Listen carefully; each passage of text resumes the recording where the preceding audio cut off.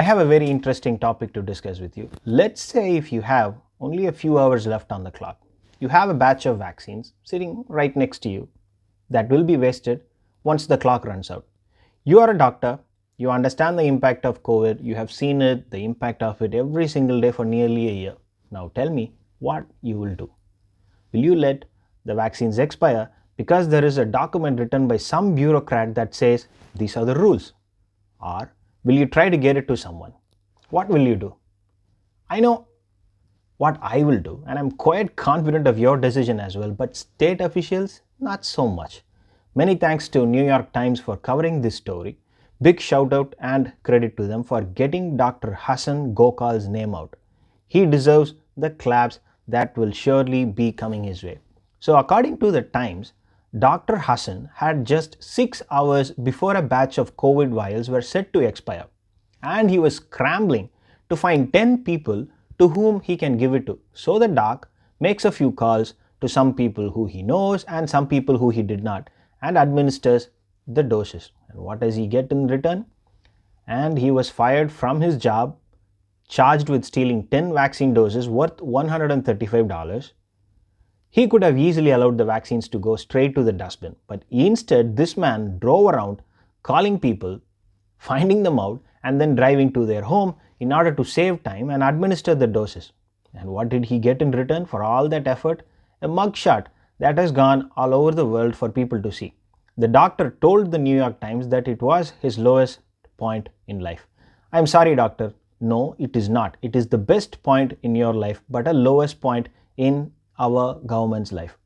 We can all discuss back and forth on whether or not to follow the rules to the T.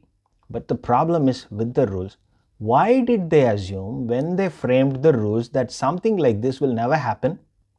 If what Dr. Hasan did was wrong, then it is even more wrong on the part of those who crafted the rules for not setting the rules without testing it out for every scenario.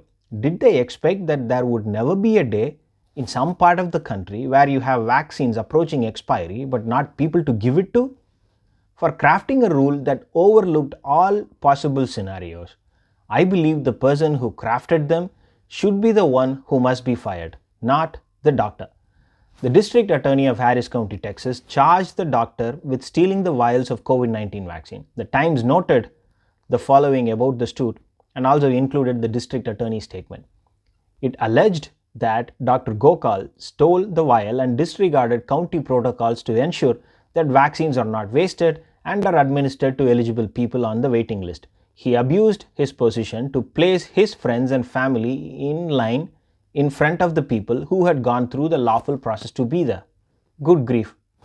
So according to the Times, Dr. Gokal told them that no one from the district attorney's office had ever contacted him to hear his version of the events.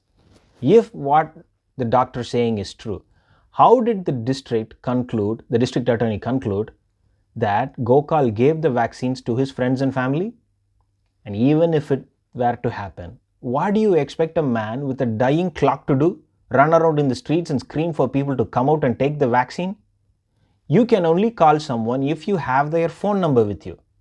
But thankfully, a criminal court judge, Franklin Bynum, dismissed the case for lack of probable cause. The judge wrote, in the number of words usually taken to describe an allegation of retail shoplifting, the state attempts for the first time to criminalize a doctor's documented administration of vaccine doses during a public health emergency. This court emphatically rejects the attempted imposition of criminal law on the professional decisions of the physician. The case is now getting the attention it deserves, and the Texas Medical Association and Harris County Medical Society came out in support of Dr. Gokal. It is idiotic things like these that keeps lowering the confidence people have in their governments. Imagine how this case would have gone, how the doc would have been treated had this issue got buried and never got the national media's attention. It would have been one worst outcome after another worst outcome for the doctor for doing his best. For those of you who want to know more about this story, I have given the link to the New York Times article, the source of this piece, in the description. Thanks for watching. If you like the content, please do subscribe.